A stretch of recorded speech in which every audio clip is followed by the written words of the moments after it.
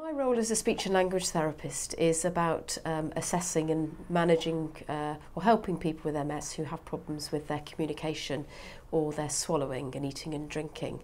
And communication and eating and drinking are really a central part of everybody's lives. So I'd say that our role is really important in enabling. I suppose I describe it like people have weakness in their arms or their legs or their trunk. You can also get weakness in the muscles of speech or swallowing.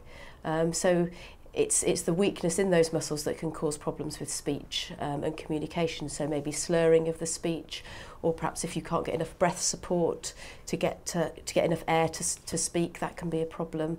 And similarly with eating and drinking and swallowing, if the muscles aren't working to, say, chew the food and to then swallow it properly, that's when you can get problems. I suppose there's kind of two sides to it. One is very much working on the impairment. So can we make the speech that they've got better? Can we make it clearer?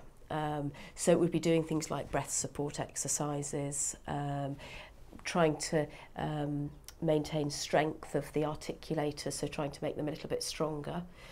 So that's very impairment based, where you're trying to improve the speech they have. I suppose the other side is looking more at, say, compensatory strategies, so where we can't necessarily change the speech, but changing the environment around, so maybe making sure they remove distractions when they're trying to have an important conversation, or getting them to take pauses in every few words so that the speech is clearer.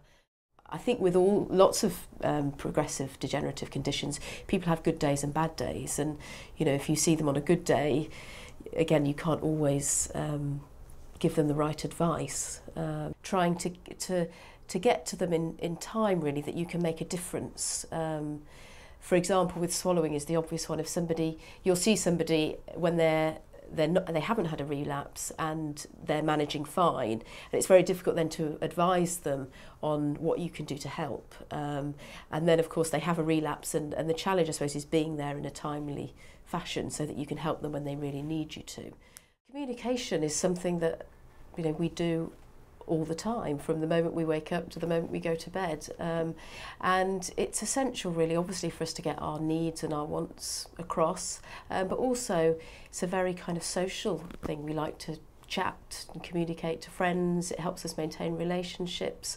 We like to express our opinions, desires, all those kinds of things. So communication is really central in people's lives, and I feel very strongly that it's so important to keep that going.